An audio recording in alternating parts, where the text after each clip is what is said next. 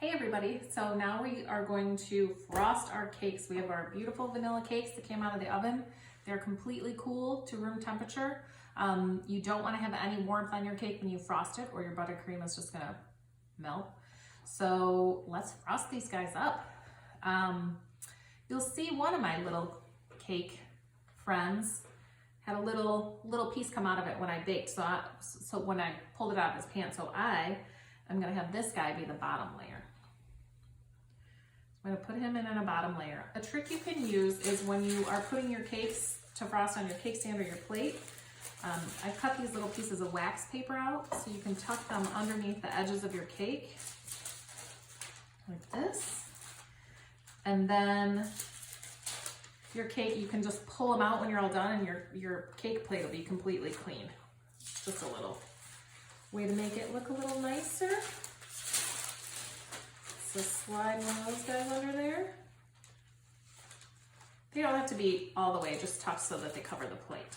So the first thing I'm gonna do is, this is a vanilla cake. You can put a layer of frosting in the middle. What I'm gonna do this time is put a layer of jam in the middle. Sometimes I think it's nice, especially with a sweeter frosting. I think it's nice to have something kind of fruity and acidy. So I'm gonna use this apricot jam and just smear a layer in the middle. My world's favorite cake, and the cake I used to have for my birthday every year when I was growing up, was a yellow cake with apricot jam in the middle and chocolate frosting. Was my favorite cake. So this is a fave for me. So I'm gonna make sure that this is nice and even. You want to get enough on there so that you get a nice taste of it. And then I'm going to put my other layer on top. And you want to put, so this is the cake how it baked in the pan. You wouldn't put the bottom layer, the bottom side on the top for frosting because it's the most even. It's nice and even. So we're going to put that on the top. And then we're going to do this as kind of a formal cake. So I'm going to show you how to do what they call a crumb layer. And especially with a buttercream, a crumb layer is when you put a really thin layer of frosting that's very smooth on the outside of the cake. And then we're gonna pop the cake in the refrigerator for about 5-10 minutes, and that buttercream will harden up, and then it provides a really nice base. Then you can go do a layer of frosting that's thicker and more decorative. And that way you're able to get it really smooth without it, in case it picks up some layers of the crumb or there's places where a little bit comes off, then you don't have to worry about that being in the frosting. So I'm gonna use this offset spatula. You can use a plain spatula or a rubber spatula or anything like that. I like these offset ones because it just makes it easier to spread out, and they tend to be a little longer too. So I'm gonna start out by putting a dollop on the top. And the easiest way to do it is just to put a generous amount on the top and spread it. With this crumb layer, you want to be pretty thin. So just spread it so that it's okay if the frosting goes over the edge. Our buttercream is pretty soft at this point. So you just want a nice thin layer. I'm gonna smooth it out as much as I can. And then, turning my plate, I'm gonna go around and just put a real thin layer around the outside. And you can see I'm kind of smoothing this around. Whatever excess has come off the sides, we just wanna kind of put a nice smooth layer. That'll help also fill the little gap between cakes that you see there. And then when we refrigerate it, it becomes nice and smooth, so you won't have any lumps there. That, and turn our plate around. They actually, if you get really into cake baking and decorating, they have like a little turntable you can put your cake on so that you can spin it around as you do this, but I think a plate is fine. So you just want to fill that gap and then put a really kind of thin layer of frosting on there. So do that all the way around.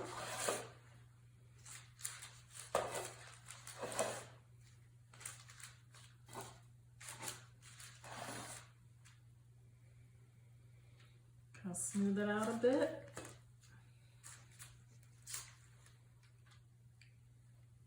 And that is considered your crumb layer. So we will pop this guy in the fridge for about 5 minutes or so, 5-10 minutes, and then go to town. Okay, so we have taken our cake out of the fridge. It's had some time to set in there, and you'll see the frosting is just kind of a little more set, a little more like a cool butter. And that makes it a lot easier to create that second layer. So we're gonna go ahead and start with the biggest dollops in the center of the cake. And same thing as before, we're just gonna work it around and to the sides. That's why this offset is really nice, because you don't have to worry about like trying to, it's just nice and flat on the top. I'm gonna spread this around, and I'm just gonna let the extra frosting fall over the side of the cake. And work it this way. It doesn't have to be perfect at this stage. We're just trying to get the cake covered, and then I'll show you how to kind of smooth it out if you're looking for a real smooth look. You can also have more, you know, the traditional frosted homemade cakes where they're more textured. But I'm just showing you how to do this one so you know how. Okay, then I'm gonna take my guide and just kind of start frosting these edges. Same thing, the first stage, we're just getting the frosting on there, and then we can do all this, the more specific smoothing and stuff like that after. So you wanna get all the frosting on there, and then we'll finish it off. And because we've done our handy trick with the wax paper, it doesn't matter if it goes all over, because we're going to be able to clean it up really easily.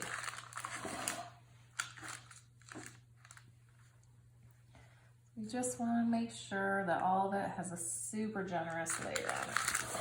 Okay, and once we get that on, you can kind of hold your spatula still. I'll try to do it in this angle so you can see it. And we're just going to kind of straight edge the spatula as we turn the cake. And that's making that really smooth, hard edge. That's what we want to see for a more formal cake like this. My counter has tiles that have grout in them, so it's kind of hard sometimes to turn it. I'm sitting right on a grout line, unfortunately. And if you find a little place like I found right here where I didn't put enough frosting on it, it's okay. Just mush a little more on there. You can kind of tap it on there and then just straighten it off with your spatula like so. Okay, so we got a pretty straight edge, and same thing on the top. You're just going to, let's clean our spatula off a little. You know, just kind of turn the cake as you flatten out. Kind of smooth out any of those areas. Get a nice smooth edge.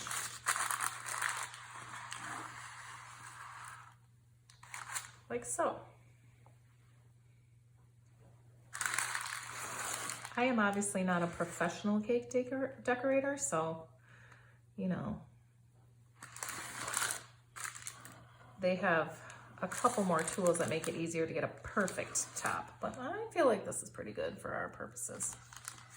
So once you do that and you get all your frosting on there, then you'll see as you just gently tug out these little wax paper strips or foil or whatever you put under there, your plate is beautifully clean.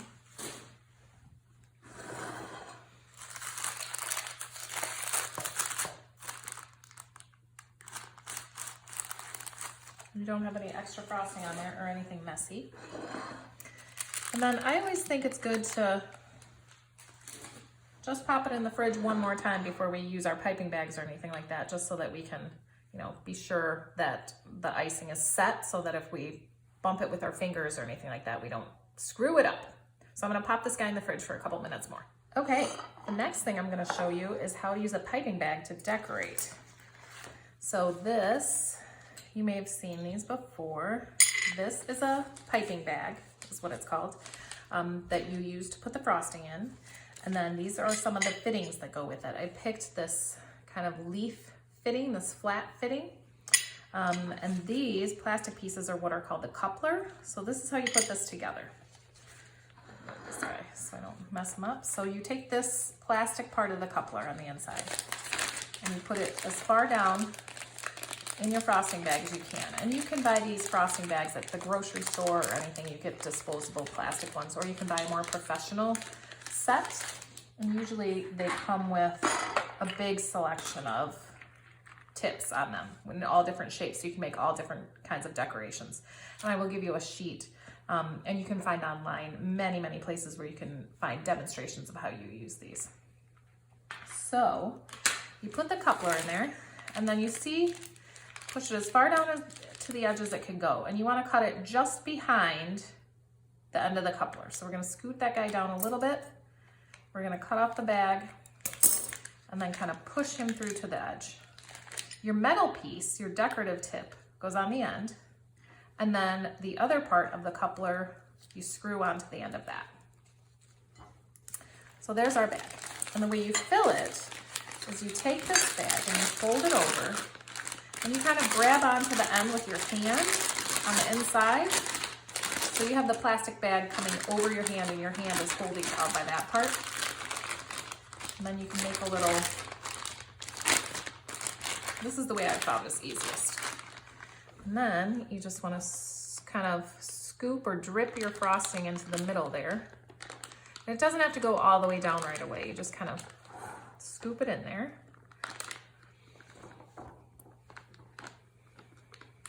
Our frosting is a little soft right now. My frosting is, but I think it'll be okay. So you mush it in there. And then what you do is kind of pull this top back up over itself and kind of shake it a little bit. You're trying to avoid frosting getting all over the outside of the bag because it can be a complete mess. So you turn it inside out. And the way that you get the frosting to come out of the bag is you twist it at the top like this, and then it's going to be the pressure from your hand, a combination of the twisting and the pressure from your hand squeezing this big puffy part at the top like this. That's where the frosting is going to come out. So this is a flat leaf tip,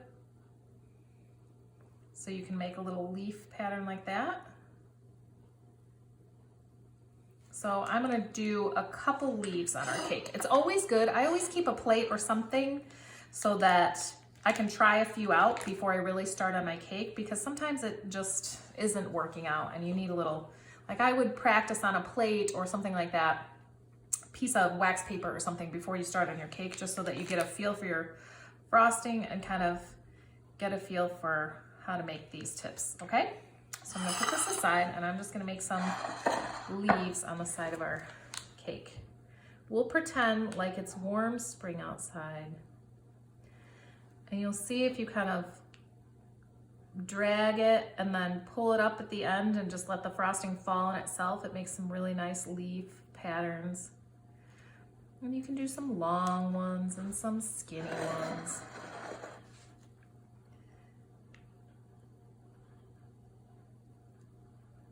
Some that taper off.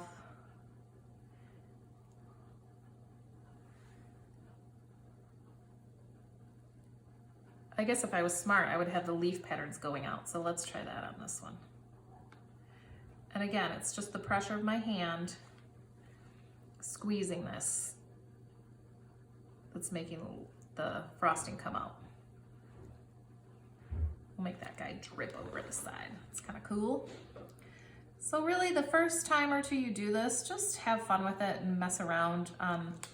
The first couple cakes I made with piping bags were hideous. They were fun to make, but hideous. So don't be worried if you don't get it right away, because you know, a good thing to practice too with is cupcakes, because then you can, you know, if you have a couple that are duds, you can just eat those yourself and no one will even see them. So you just want to keep twisting your bag so it gets the pressure on it.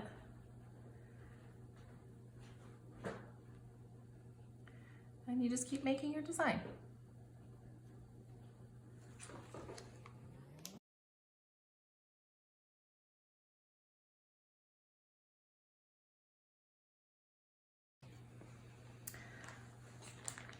Okay, if you are not committed enough to go through putting leaves on cakes and making flowers, or if you're just starting out, another easy tip are these star tips.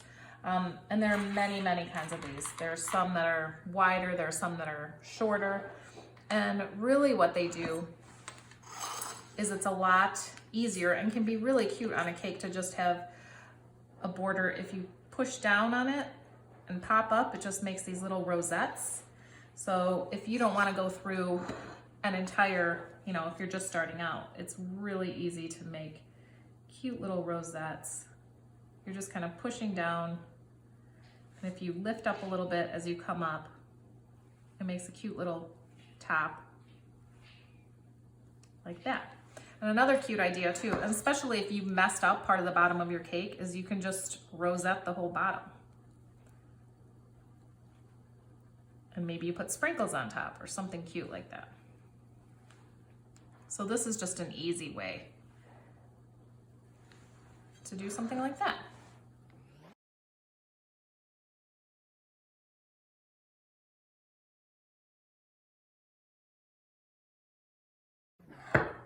So that is just a super easy way to make an adorable little cake. So, you know, play around with these things and have a great time.